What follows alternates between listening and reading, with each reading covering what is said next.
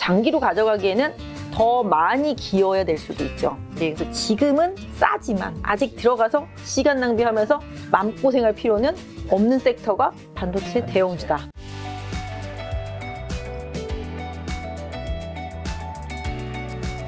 지금 부장님은 어쨌든 지수로 봤을 때는 이제 좀 하단은 찍은 것 같고 좀 좋게는 보시지만 또 이게 뭐 치고 올라갈 것 같지는 않고 좀 올라가다가 좀 한번 살짝 하락을 겪고 난 다음에 올라갈 거라 보시는 거. 네, 저는 치고 올라가도 2600선 정도가 네. 모든 분들이 다 그렇게 보시긴 하지만 네. 거기가 슈팅의 맥시멈 정도? 네. 근데 또 많은 분들이 그런 고민도 많이 하시잖아요. 지금 어쨌든 2200 그 하단을 다 봐버렸잖아요. 그렇죠. 이때 살려고 했던 사람들도 사실 그때는 막 2000 간다. 그때 한참 맞아. 경기 침체, 경제위기 예약이 너무 네, 많이 나오면서 못 맞아요. 사신 분들은 맞아요. 지금 2500 와버리니까 벌써 10% 정도 올라버리니까 네. 지금 사기도 좀 애매하다. 네, 맞아요. 네. 저 그런 분들 많아요. 사실 네. 모든 분들한테도 말씀드리지만 네. 발바닥에서 살려고 하지 말라고 말씀드리거든요. 그렇죠. 무릎이다 싶으면 사기 시작해요. 빠질 때마다 계속 사요. 그러면 단가가 한 발목에서 한 정강이 정도는 나오잖아요. 발바닥에서 사려고 하는 사람들은 절대 주식을 못 사요. 왜냐하면 발바닥에서 봤잖아요. 네. 내가 그쵸. 뭐 만약에 10,000원에 사려고 하는 주식을 못 샀어, 봤어. 근데 그 주식이 12,000원까지 갔어. 못 사죠. 못 사잖아요. 11,000원까지 왔어. 못 사잖아요. 난 10,000원을 봐버렸어. 10,000원을 봐버렸기 때문에 주식 파는 것도 마찬가지예요. 보면은 대체로 만약에 주식을 현대차를 27만 원에 네. 내가 팔려고 하다 못 파신 분이에요. 네. 그러면 그분은 거기가 자기 원금 같아. 네.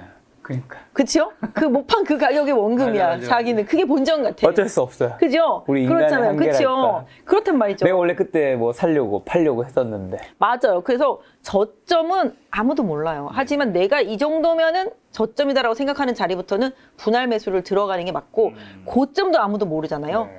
내가 이 정도면 고점이다라고 생각하는 수준부터는 계속 매도를 해나가는 거거든요. 사실 이 3,300선대 부근에서도 저는 계속 이게 고점 트라이가 계속 안 되고 50포인트 단위로 계속 낮아지는 거예요. 3,300 빠졌다가 올라오는데 다시 3,250 네. 빠졌다가 다시 올라오는데 3,200 이런 식으로 50포인트씩 계속 고점이 낮아져서 이건 아니다라는 생각을 해서 그때도 되게 모든 분들한테 강력하게 매도를 말씀드렸는데 아니다 더 간다고 하시는 분들 그러다가 맞죠. 그분들은 3,000 깨질 때는 이때라도 팔아야 된다 그러면 아유 3,300에도 못 팔았고 3,200에도 못 팔았는데 어떻게 팔아 이렇게 되잖아요. 그렇죠. 네, 그래서 이게 좀 빠른 판단이 중요하지만 기본적으로 그때 3,300에서부터 60일선이 여기 보시면 휘기 시작하잖아요. 네. 저가 항상 말씀드리는 건데 이거는 항상 명심을 하셔야 되는데 네. 60일선이 꺾이기 시작하면 그건 중기 추세가 훼손된 거거든요.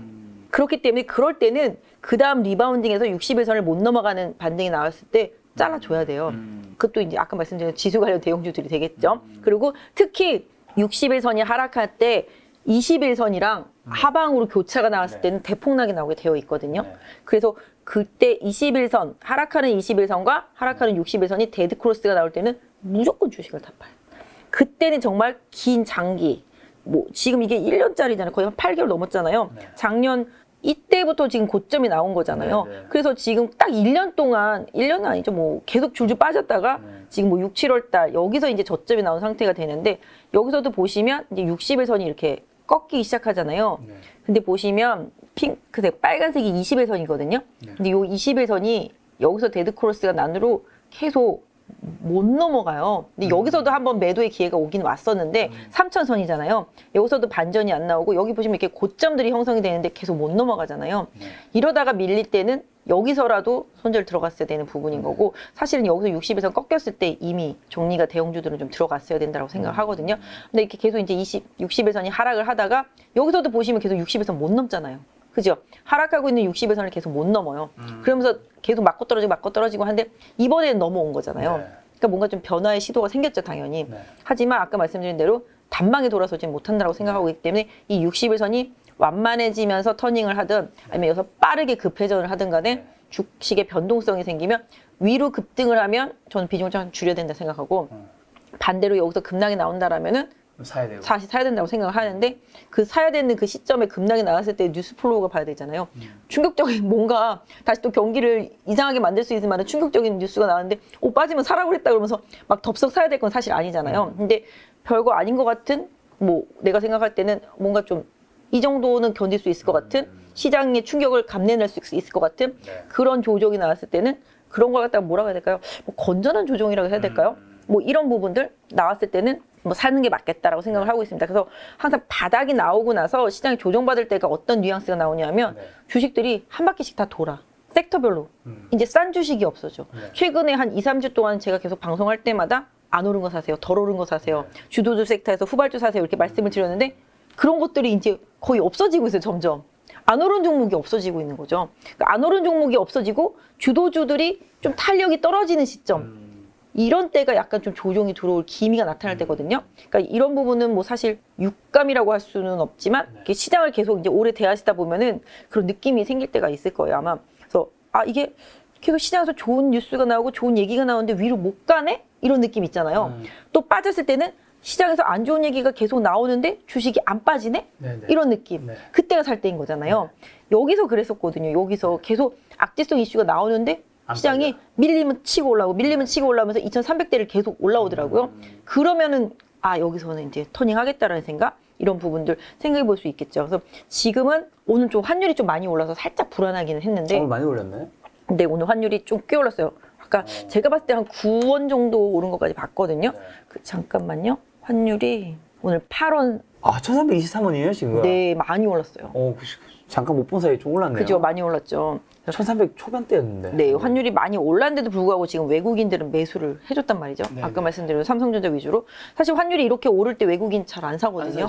그죠. 그러니까 외국인들도 일정 부분 좀 싸다 싶은 것들에 대해서는 저가 매수세가 계속 들어오고 있는 상태고 최근에 글로벌로 봤을 때 국내에 외국인들이 계속 사기 시작한 게 지금 한 거의 4조 가까이 샀어요. 4조 가까이 샀다라는 거는 그래도 좀 생각이 바뀌었다라는 거죠. 그래서 그만큼 좀 싸 보이고 우리나라 기업들만큼 그렇게 정말 2270까지 갔을 때 너무 심하다. 너무 싸다. 막 이런 느낌이었었는데 그렇게 되면은 외국인들 입장에서 보면은 환율도 이렇게 싸서 삼성전자라 뭐 이런 거도 이렇게 싸게 살 수 있는 기업들이 많아졌네라고 생각했겠죠. 그래서 이제 바닥에서 이제 쇼커버 들어오면서 많이 들어왔을 거라고 생각하고 있습니다. 그래서 최근에 보면은 사실은 좀 신용잔고가 이렇게 늘어난 게 좀 사실 부담스러워요. 이게 지금 19조 넘잖아요. 지난번에 2270 갔을 때 이게 15조 막 이렇게 밑으로 내려갔었단 말이죠. 그때 바닥이었는데 벌써 좀 많이 늘어났어요. 그러니까 또 그만큼 또 신용이 부담이 생기는 부분이 있다라는 거죠. 근데 고객 예탁금은 크게 변하지를 않은 것 같아요. 제가 봤을 때는 신용은 계속 늘어나는데 고객 예탁금은 그 바닥 때보다 그렇게 많이 늘어나지는 않았어요. 사실 그 하락하는 과정 속에서 채권 금리가 워낙 좋다 보니까 강남에 돈 있는 분들은 채권 쪽으로 많이 지금도 채권은 정말 불이 나게 팔리고 있거든요. 나오는 대로 속속. 보통 저희가 트리플 B 플러스 이상은 적격 투자 등급이라고 하지만 그런 채권은 지금 거들떠도 안 보고요. 더블 A, 트리플 A도 나오고요. 싱글 A도 사람들이 이제 리스크 있게 봐요. 싱글 A인데도. 그래서 더블 A 같은 경우 지금 채권 나오는 게 거의 4.4. 최근에 뭐 4.7까지도 나왔었고 최근에 4.4까지 나오고 있으니까 은행에 돈 넣으면 요새 한 3% 주죠. 그러니까 채권 1년짜리 한 4.4까지 나오고 그러니까 저희도 맨날 이제 장중에 이렇게 뜬단 말이에요. 뭐 무슨 채권 50억 5분 있으면 다 없어져요. 그 정도로 채권 쪽으로 막 쏠려 있는 거죠. 안전자산 쪽으로 많이 회귀를 한 거죠. 채권 쪽들로. 그래서 그런 만큼 이제 돈이 그쪽으로 많이 몰려가다 보니까 시장에 예탁금이 많이 안 늘어나는 상태. 예탁금이 많이 안 늘어나니까 어떻게 했어요? 고르게 다 갈 수는 없겠죠. 쏠림 현상이 있는 쪽으로만 가는 거죠. 그리고 또 이제 그동안 기관이 계속 선호했던 종목들이 방어적으로 움직였다라면은 상대적으로 최근에 외국인 들어오면서 또 외국인이 쇼커버리하는 종목이 바닥에서 불수. 요새 그런 거 못 느끼세요? 바닥에서 뭔가 조금만 호재성 트리거가 나오면은 그냥 바로 10%. 대형주들도. 그게 너무 싸고 많이 빠지고 오래 빠졌기 때문에 가격 공백이 있어가지고 쏘면 쏘는 대로 그냥 쭉쭉쭉쭉 올라가거든요. 그래서 요새는 바닥에서 올라올 때 기본이 10%. 어제 보면은 어버브 반도체 같은 경우는 실적 발표하고 나서 실적 되게 잘 나왔거든요. 그거는 바로 한 방에 20% 넘게 올라오고 정말 바닥에서 기고 있었거든요. 지금 시가총액이 2,300억대. 그러니까 뭐 작아서 작아서 모르실 수 있겠지만 이 종목도 이게 보세요. 이렇게 바닥에서 이러고 있었다니까요. 그러다가 이제 한 방에 슈팅. 그러니까 여기에서 물렸었던 분들, 그러니까 5월달에 물렸었던 분은 거의 이틀 만에 복구. 근데 이게 실적이 잘 나와서 올라가다가 빠졌다가 오후에 또 올라온 건데 그게 이제 삼성벤처투자에서 이제 시설 투자 자금으로 35억 제3자 유증한 거죠. 그럼 결국은 시설 투자를 하라고 삼성벤처투자에서 돈을 대줬으면 증설 들어가는 거잖아요. 그럼 5%를 더 줄 것 같으니까 증설을 했겠죠. 근데 아주 거래량이 장대 안봉이 원래 바닥에서 이렇게 올라올 때는 트레이더들도 많이 들어가고 화끈합니다. 그리고 호재가 나왔으니까 뭐 그동안 장기적으로 눌러놨던 부분들에 있어서 뭐 매수가 들어갔던 부분도 분명히 있겠죠. 코스닥 150 종목은 아니니까 뭐 공매도에서 쇼커버링은 아니었을 거라고 생각하지만 제가 볼 때 이 회사 되게 괜찮은 회사였었는데 많이 빠졌었어요.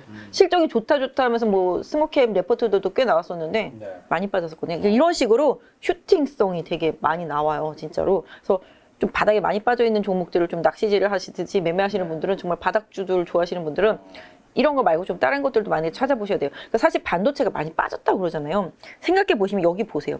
2019년부터 이거 뭐 예를 들긴 좀 그렇지만 2019년부터 2021년까지 2년 동안 엄청나게 올라갔단 말이에요. 보세요. 가격이 3,600원대에서 19,000원까지 가서 몇 배 올랐어요.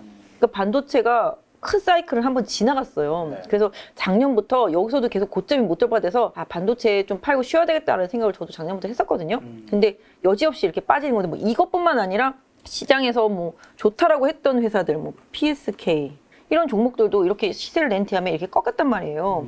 이 회사 같은 경우도 그랬었고, 뭐 계속 주도적으로 움직였던 거 보면은 반도체 주도적으로 움직였던 것들 예전에 주성 엔지니어링 같은 경우 이것도 이렇게 시세 내고 이렇게 많이 빠져 있단 말이죠. 이 회사는 이제 중국에다가 많이 팔잖아요. 이렇게 많이 빠져 있는 것들. 그러니까 이거 보면 반도체가 이것도 보세요. 2020년대부터 이렇게 쭉 시세가 많이 났어요. 근데 보통 반도체가 2년 이상 크게 사이클이 났기 때문에 조정이 깊게 들어간 거거든요. 그러니까 보통 저희는 요새는 예전처럼 이렇게 뭐 10년 사이클, 뭐 보통 바이오는 10년 사이클 뭐 이렇게 하는데 반도체 같은 경우는 주기적으로 보면 제가 볼 때는 3년 단위로 움직이는 것 같거든요. 근데 요새는 좀 사이클이 좀씩 짧아진다고 하더라고요. 근데 엄청나게 올랐으니 당연히 조정 들어온 게 맞겠죠. 근데 큰 그림에서 보면 제가 봤을 때는 주성 엔지니어도 추세 자체가 죽은 건 아니에요. 여기 보시면 아시겠지만 이렇게 파동을 그리면서 올라간 다음에 조정은 왔지만 예전에 이 고점에서 지금 지지가 된 상태잖아요. 초록색 줄 보시면. 그러니까 주성 엔지니어링 갖고 계신 분들도 이 가격 안 깨면 지금 버텨야 되고 뭐 사고 싶으신 분들은 뭐 고민해 볼 수도 있겠지만 뭐 제가 이걸 사라고 그러는 건 아니지만 아까 차트 때문에 반도체 때문에 말씀을 드리는 거고 최근에 뭐 대장이 뭐였었죠? 기판 쪽에서 심텍이죠. 이것도 보시면 이렇게 시세가 강하게 났단 말이에요. 2020년 이때부터. 사실 2020년보다는 여기 2019년부터 간 거죠. 사실 2019년부터 가다가 코로나 때문에 왜곡이 한 번 있었던 거고. 그죠? 이렇게 패키징 기판 쪽들은 지금 계속 수요가 딸린다고 난리도 아니었었단 말이죠.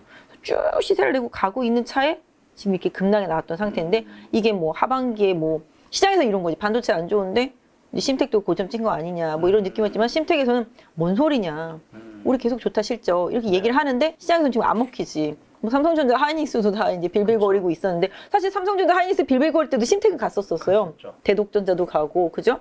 갔었었단 말이죠. 근데 이제 이렇게 조정이 들어온 상태인 거죠. 근데 얘는 좀 어떤 면에서 보면 이렇게 좀 상승 추세가 훼손이 좀 됐잖아요. 상승 추세가 훼손이 됐기 때문에 이 훼손된 상승 추세를 되돌리려면은 좀 뭔가 강력한 실적 퍼포먼스가 좀 있어줘야 되는 부분인데 이렇게 좀 급격하게 빠질 때 보면은 저희는 항상 매도 잡을 때 이렇게 이격이 많이 벌어질 때 잡거든요.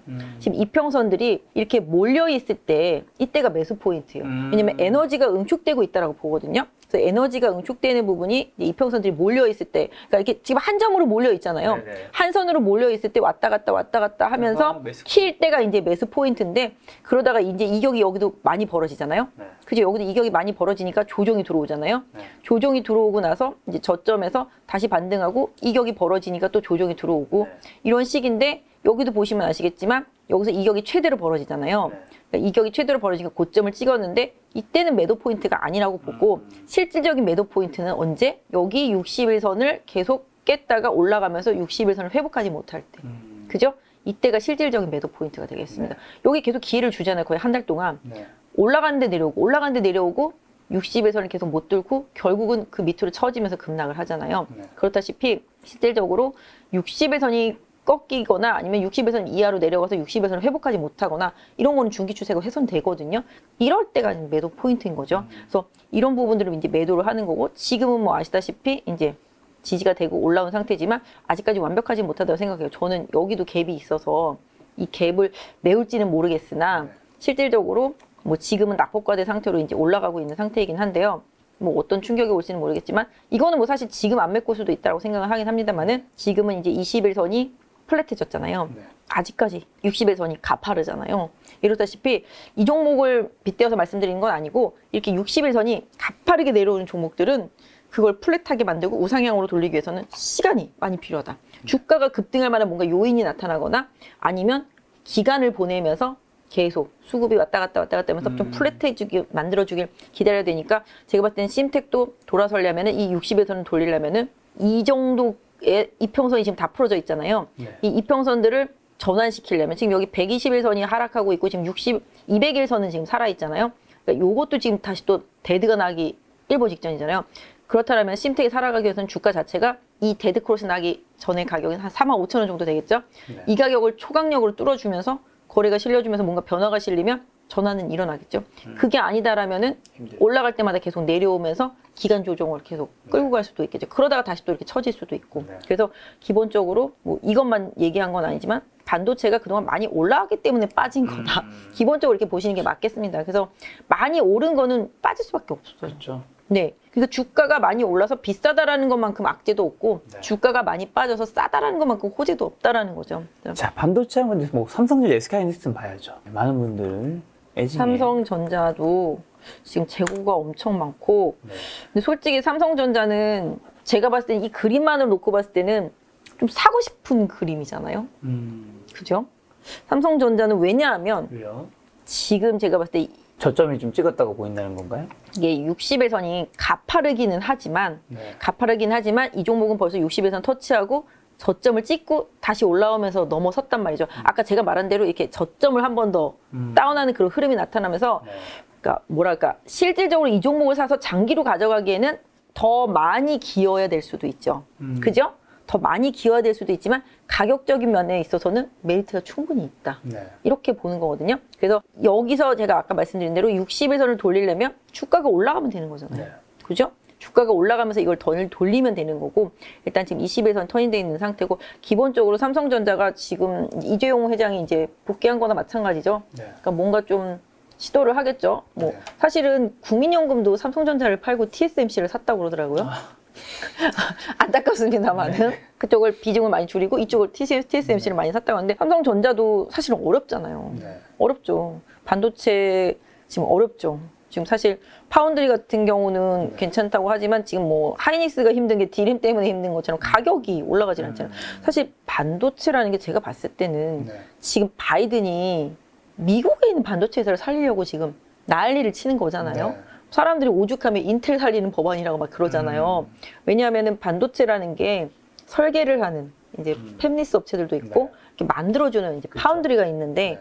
이제 인텔을 살리기 위해서 그러니까 뭐 다른 애들이 난리치는 거지. 팹리스 업체들이 미국에 있는 팹리스 왜 걔네만 보조금을 주냐 막 이런 식으로 네. 해가지고 그러긴 했는데 기본적으로 바이든은 이거죠. 너네들 돈 벌고 싶으면 다 미국에다 만들어. 미국과. 미국에서 생산해. 미국 걸로 해. 이런 거잖아요. 미국의 노동자 써야 되고. 네. 그죠? 자동차도 마찬가지인 거잖아요. 전기차도 마찬가지, 배터리도 마찬가지. 다 미국에다, 미국에다, 미국에다. 네. 그런 거잖아요. 지만 잘 먹고 잘 살겠다라는 거잖아요, 지금.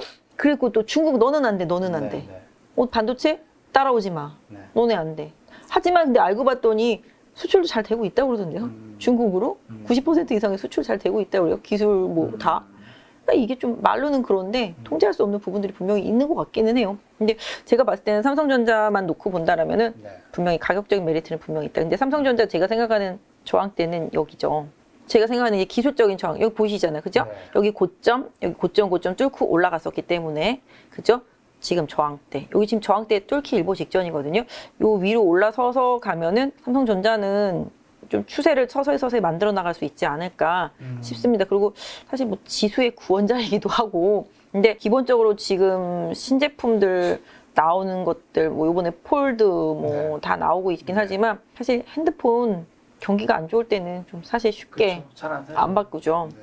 뭐 애플은 또 다르다고 하더라고요. 거긴 또 애플 빠라고 하는 사람들이 앞으로 뭘 하든지 간에 반도체는 상당히 좀 중요한 것 같아요. 근데 안 좋게 말하면 미국의 반도체 경쟁자들이 치고 나오니까 그렇죠. 뭐 당연히 기술은 아직 좀 떨어질 수 있겠지만 치고 나오니까 지금 뭐 TSMC 같은 경우가 이제 삼성이 지금 3나노 양산하잖아요. 근데 실질적으로 TSMC가 지금 4나노 막 이런데 이게 뭐 양산을 했다고 해서 불량률이랑 뭐 이런 거 수율 생각하면 그게 더 손해볼 수도 있긴 해요. 실질적으로 뭐 팍팍 만들어야지 그게 양산이지. 거의 뭐 조금 만들었는데 네. 수율이 안 나오면은 그 분량 너무 많아. 처음에 이거 폴더블도 분량 엄청 많이 나왔었거든요. 그런 부분도 OLED도 뭐 마찬가지긴 한데 그런 식으로 좀 분량률을 잘 잡아야지만 그게 실제로 양산을 하는 거고 실제적으로 그렇게 돈이 되는 거잖아요. 그렇긴 한데 지금 바이든이 계속 이제 미국 쪽만 밀어주니 네. 미국도 결과적으로는 나중에 따라오게 되면은 삼성전자 좀 경쟁자 많이 생기고 또 다른 그 미국의 그런 업체들이 미국 내에 있는 반도체 회사들이랑 지금 계속 계약을 하긴 하거든요. 네. 그러다 보면은 좀 먹거리가 조금 불편해질 수도 있긴 해요. 그러다 보니까 뭐 삼성전자도 바이오도 하는 거고 뭐 그런 거잖아요. 새로운 계속 미래형 먹거리, 로봇도 공장도 이제 전부 다 이제 자동화를 해서 뭐 비용 줄이려고 하겠죠. 네. 뭐 이런 부분들 생각해 보면 최근에 로봇주들이 잘 가는 것도 제가 봤을 때는 기업은 경기 침체가 오면 올수록 고정비를 줄이려고 하니까 고정비를 줄이려면은 인건비를 줄여야 되잖아요. 네. 인건비를 줄이려면 어떻게 해야 되겠어요? 자동화를 계속 해야 되고 산업용 로봇 많이 쓰겠죠. 그다음에 라인에 들어가는 뭐 그냥 뭐 그런 거 있잖아요. 뭐 이렇게 정말 단순 노동하는 것들은 다 로봇으로 교체가 되겠죠. 저 예전에 제가 사회 초년생 때 영업무역에 제가 입사를 했었는데 영업무역에 입사를 했는데 처음에 이제 한 교육을 이제 들어가면은 네. 열흘 동안 이제 신입사원 연수를 받는 거예요. 네. 근데 이제 성남에 있는 이제 공장에서 이제 연수를 받는데 네. 이제 거기 이제 공장에서 일하시는 분들처럼 저희도 똑같이 다 일을 해보는 거예요. 하루 종일. 그렇죠. 체험해야죠. 알아야 되니까 네, 네. 2시간 하고 멀미가 나가지고 이게 반복 노동을 계속하는 게 쉽지 않죠. 정말 쉽지 않더라고요. 네. 사람들이 정말 힘들어하는 이유를 알겠더라고요. 여튼 이런 반복 노동을 하는 거는 거기다 이제 로봇으로 그렇죠. 계속 바뀌겠죠. 네, 대체될 수밖에 없는데 이제 기본적으로 이제 삼성전자 어디 이런 얘기를 하다 보니 삼천포로 빠지는데 그래서 저는 로봇 쪽도 삼성이 지금 이번에 잼스 힙이라고 아세요? 보행 보조 로봇 그런 거 이제 삼성에서 나오는 것처럼 삼성도 그냥 반도체나 뭐 가전에만 얽매이지 않고 새로운 산업을 자기가 계속 하려고 하는 것 같아요. 지금 보면은. 그래서 기본적으로 그냥 아까 차트로 삼성전자 반도체 얘기하다가 봤는데 그냥 차트로만 봤을 때 제가 봤을 때 삼성전자는 58,000원대는 좀 바닥권이다. 네. 그리고 지금 61,000원대 안착을 하면 기술적으로 봤을 때는 이제 요 정도 여기가 보시다시피 급락하던 자리잖아요. 그래서 목표는 한 68,000원대 정도? 그 정도까지 한번 목표 세울 수 있는데 삼성전자가 68,000원을 가면 삼성전자가 여기서 한 68,000원 가면 10% 정도 더 오르는 거잖아요. 네.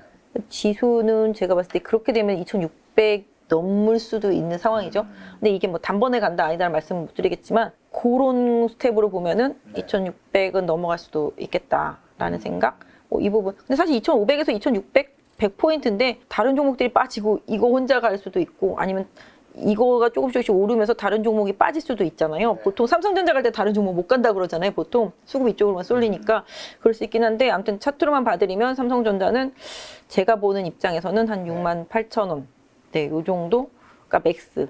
중간에 많이 못 가면은 여기 65,000원. 네네. 여기가 걸린다. 여기 보이시잖아요. 지금 여기도 지금 지지받다가 급락한 자리라서 저항대가 되고 있습니다. 네. 그래서 삼성전자 관심 많고 보유하신 분들은 여기 딱 보이시는 이 자리잖아요. 네. 여기 왜냐면 지지받고 반등하다가 61선 맞고 떨어졌는데 여기 깨면서 급락이 나온 거기 때문에 삼성전자도 보유하신 분들은 한 65,000원 정도부터는 좀 저항대 인식하는 게 좋고 맥시멈이 아까 말씀드린 대로 여기 요 정도 68,000원 정도가 맥시 보는 거죠. 하이닉스 봐드리면 하이닉스는 저는 SK 그룹주들이 제일 좋다고 생각해요. 최근에 하이닉 보시면 아시겠지만 SK 같은 경우도 계속 수소 네. 그다음에 원전 이런 쪽들 계속 지금 투자를 하고 있잖아요. 그런 부분들 그다음에 두산 그룹주들도 요새 괜찮습니다. 그쵸, 요즘 뭐 두산 에너빌리티 이렇게 약간 아까 말씀드린 대로 그런 에너지 관련. 미래의 그런 신재생 에너지 이런 느낌으로 가고 있는 기업들이 지금 좋단 말이죠. 그래서 요새 지주회사들 다 좋아요. 뭐 한화, SK, 두산, 뭐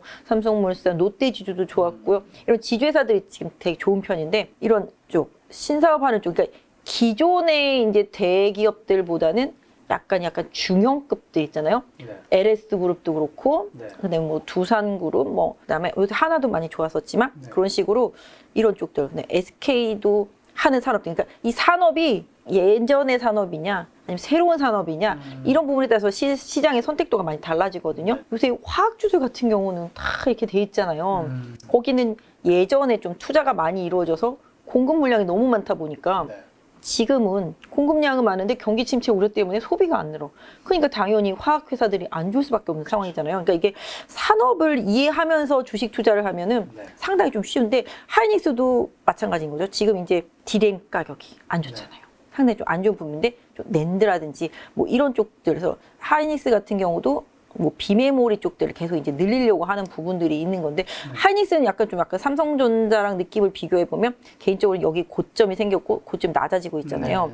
근데 이런 부분이 있어서 하이닉스는 좀 뭔가 좀 변화가 필요하지 않겠나. SK 그룹 내에서도. 근데 주가가 지난번에 한번 10만 3천 원 찍은 뒤로 내려왔는데 이 부분이잖아요. 그죠? 여기서 내려온 부분이 되는데 이번에도 뭐 여기가 막힐 거라고 생각을 하고 있습니다. 다만 이제 저점은 좀 어느 정도 좀 만들어졌다. 그래서 하이닉스가 다음에 내려오면 제가 생각할 때는 요 부분 여기 갭이 하나 있거든요. 네. 다음번에 또 내려오면 한 9만 원 정도면 지지력이 좀 있다. 그래서 이걸 좀 노리시는 분들은 한번 노려보실 수는 있겠지만 개인적으로는 굳이라는 생각을 하고 있습니다. 왜냐하면 여기서 박스 움직일 것 같아요. 계속 9만에서 10만, 9만에서 10만 이런 식으로 박스.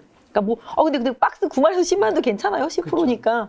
그것만 노리실 분들은 그거는데, 이게, 삼성전자랑 하이닉스를 가지고 계신 분들은 배당이나 이번에 하이닉스 배당 들어왔잖아요. 중간 배당 들어왔잖아요. 삼성도 들어왔잖아요. 그래서 배당이나마 받지 뭐 이런 생각으로 싸게 사시려는 분들은 나쁘지는 않아요. 하지만 시장에 지금 리딩주로서의 역할을 하기에는 상당히 좀 힘들다. 예, 그래서 삼성전자도 하이닉스도 주가 자체는 바닥권에 있는 건 맞지만 리딩을 하면서 지수를 쭉쭉 빼주기에는 시장에서 생각하는 그 반도체 섹터에 대한 느낌적인 느낌이 별로다. 사실 반도체는 경기 침체가 아니라 경기가 터닝해서 호황기로 갈 때 그때 슈팅 소비가 많이 늘어나니까 가전제품도 그렇고 자동차도 그렇고 모든 거에 소비가 늘어나니까 사실 뭐 전기차도 마찬가지가 되고 뭐 항공, 뭐 UAM도 마찬가지가 되고 모든 기계적인 부분에 있어서 필요한 건 반도체잖아요, 기본적으로. 근데 그 반도체가 공급이 원활하단 말이에요, 지금. 모자르지가 않단 말이에요. 그래서 못 가는 거잖아요.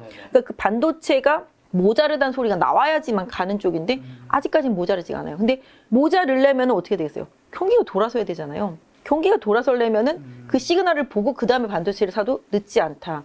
일단 가전 쪽이 안 풀리는 부분들도 상당히 부담이고 지금 가전 쪽에서 남아도는 반도체가 자동차 쪽으로 돌아가서 지금 자동차들이 반도체가 풀리면서 좀 좋아지는 부분들이 많이 나왔던 거거든요. 그러니까 그렇게 생각한다면은 가전도 그렇고 반도체도 그렇고 결국은 휴대폰도 그렇고 경기 침체에 대한 시그널이 좋아져서 사람들의 소비 심리가 자극될 때 그럴 때 좀 투자하시는 게 시간적인 기회비용 손실을 줄일 수 있다라는 거예요. 네, 그래서 지금은 싸지만 굳이 아직 들어가서 괜히 시간 낭비하면서 마음고생할 필요는 없는 섹터가 반도체 대형주다.